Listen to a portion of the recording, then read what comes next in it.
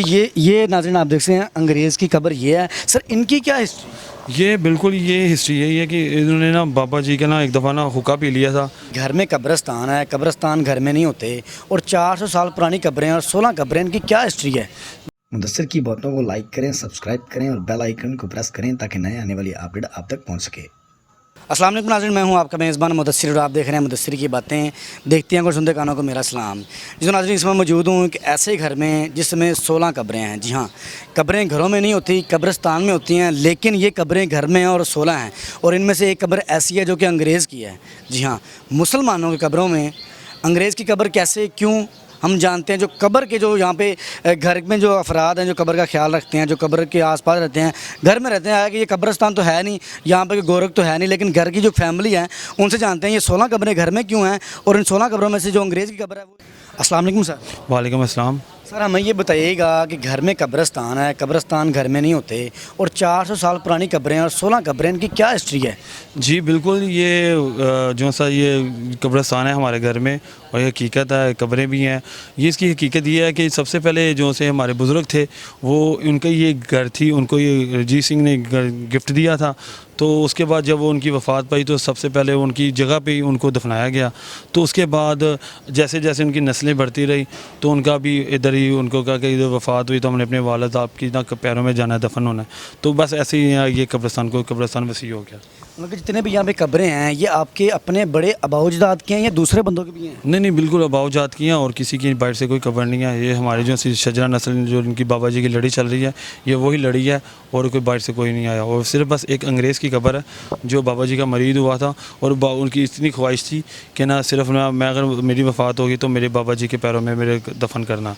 तो और एक आपने भी इंटरव्यू से पहले ये भी हमने आपसे सुना है कि जो अल्लामा इकबाल साहब हैं जो हमारे माशाल्लाह कौमी शायर हैं वो भी इधर ट्यूशन करते थे। जी बिल्कुल ऐसी है कि प्रोफेसर हाफिज़ उमर दराज जो से थे वो इधर जीसी कॉलेज के थे, प्रोफेसर थे। तो इस घर के जो वो बाबा जी की नस्ल में है तो उन्होंने इधर आके ना हज़रत अल्लामा इकबाल साहब ने इधर आके ट्यूशन हासिल की और फ़ारसी भी सीखी और फ़ारसी के स्टूडेंट थे और आगे से मज़ीद इधर खाना पीना और शायरी भी सीखी उन्होंने। कभी ऐसा फील नहीं हुआ कि यार घर में कब्रिस्तान है, जिनात वगैरह और ये पीछे जो दरख्त हम देख रहे हैं इस दरख्त पे सुनने में यह है कि माशाल्लाह से काफ़ी पुराना दरख्त है, इनकी जड़ें भी नहीं हैं और ये तरोताज़ा है? देख लें आपको मैं दिखाऊंगा, बिल्कुल ये हकीकत है कि ये तरोताज़ा है और फल भी देता है। और ये इतनी आंधी तूफ़ान आए कि इसकी मूवमेंट चेंज हो गई लेकिन ये अपनी जड़ों से नहीं हिला। मतलब इसकी जड़ भी नहीं है लेकिन वैसे ही खड़ा हुआ है लेकिन ये हिला नहीं। ये भी काफ़ी पुराना है? बिल्कुल, ये 350 साल पुराना है। ये बाबा जी ने खुद ही लगाया था और जब लगाया था तो उसके बाद तक अभी तक ये ऐसे है और उसके बाद आपके सामने रिकॉर्ड्स टूटे हैं आंधी और तूफ़ानों के, लेकिन ये तरस से मस नहीं हुआ। और कभी ऐसा हुआ कि घर में जो बच्चे हैं कब्रिस्तान से कभी डरे हों, ऐसा कुछ?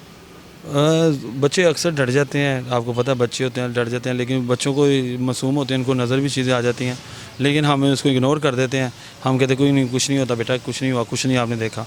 काफ़ी दफ़ा बच्चों ने कहा कि हमने ये चीज़ें देखी, कुछ ऐसा कुछ देखा, लेकिन हमने ना आज तक बच्चों को ना बिलीव नहीं होने दिया। लेकिन ये चीज़ें हैं, ज़ाहिर है ये चीज़ें होती हैं, कब्रिस्तान में भी होती हैं और इस दरख्त में भी है, लेकिन आज तक कभी किसी को नुकसान नहीं पहुंचाया और हमने भी इनकी कोई गुस्ताखी नहीं की है। नाज़रीन आपने सुना कि इस दरख्त की क्या हिस्ट्री है, दरख्त की जड़ें नहीं हैं, तरोताज़ा है। 15 कब्रों की आपने हिस्ट्री देखी। नाज़रीन आपको चलते हैं, दिखाते हैं कि अंग्रेज़ की कब्र की क्या हिस्ट्री है और वो उसका क्या मनाजिर है। आ जाएँ सर हमारे साथ, आ जाएँ सर। ये अगर मेरा कैमरा मैन आपको दिखा सके तो सर हमें ज़रा बताइएगा, ये कब्र है उनकी? जी ये नाज़रीन आप देख सकते हैं अंग्रेज़ की कब्र ये है। सर इनकी क्या हिस्ट्री? ये बिल्कुल ये हिस्ट्री यही है कि इन्होंने ना बाबा जी का ना एक दफ़ा ना हुक्का पी लिया था, परेड कर रहे थे तो इसे हुक्का पी लिया था तो ये मस्त हो गए, इनको मिर्गी का दौरा पड़ गया। जब इनको मिर्गी का दौरा पड़ा इनको चारपाई पे लटाया गया, चारपाई लटा के इनको जब उनको ठीक किया गया तो ये उर्दू बोलना शुरू हो गए और ये सब कुछ भूल चुके थे, मज़लूम हो गए।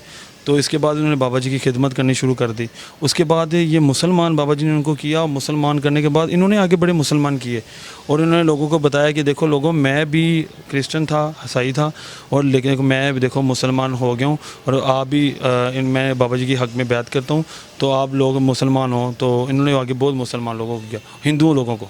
अच्छा, मैं ये जानना चाहता हूँ, माशाल्लाह से इन्होंने हुक्का पिया, इनको दौरा पड़ा, उनके बाद ये उर्दू भी बोलना शुरू हो गए, ईमान भी ले आए, मुसलमान भी हो गए, आगे क्रिश्चियनों को मुसलमान किया। इनका तल्लक किस कंट्री से था, किस मुल्क से था? ये दरअसल बरतानिया से जो फ़ौज अंग्रेज़ फ़ौज थी, जब पाकिस्तान के ऊपर इन्होंने 100 साल भी हुकूमत किया, तो ये उस फ़ौज के कमांडर से फर्स्ट तो इन्होंने ही आगे तो बैत की, और उसके बाद ये भी बड़े जलाल वाले थे बंदे और काफ़ी थे, लेकिन इन्होंने जब मुसलमान हुए तो उसके बाद ये मोम हो गए।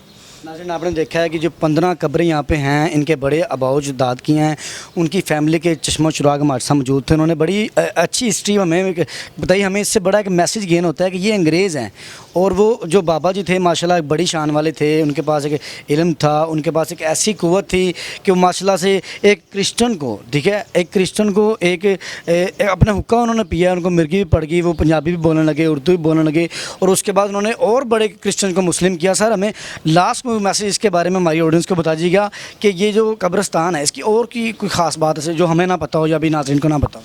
ये बात तो ये है कि लास्ट में तो कब्र हकीकतें हैं, और ये जो सी है कब्रस्तान है, इसमें काफ़ी जो से जैसे प्रोफेसर अल्लामा इकबाल साहब वो भी इस घर में आते रहे। उसके बाद जो आगे मज़ीद जो हमारे नस्लों के लोग हैं वो भी माशाल्लाह काम करते रहे। जैसे कि हमारे दादा अबू हैं, वो जिसके घर बेटा पैदा नहीं होता था, उसके घर बेटा पैदा होता था, और ये गदी नशी से गदी नशी काम चलता रहा। और ये जैसे उनकी परदादी थी, जैसे किसी को कुत्ता काट जाए तो हल्काया हो जाता था, तो उसका दम करती थी। तो इसके बाद ये सिलसिला चलता रहा और अभी तक चल रहा है। अरे माशाल्लाह, आपने सुना कलंदरी फैमिली है, पीर फ़कीर लाइन की फैमिली है, और बड़े लोगों की हेल्प आउट किया अपने दम से, अपने जो इनकी लड़ी आ रही पीर फ़कीर से। नाज़रीन, बहुत शुक्रिया, आपने इस 15-16 कब्रों की जो हिस्ट्री थी आपने जानी, और सबसे जो यूनिक कब्र है इनमें जो है कि जो कि एक्सेप्टेबल नहीं बनती, जो कि अंग्रेज़ की यहाँ पे कब्र है। नाज़रीन, बहुत शुक्रिया, थैंक यू।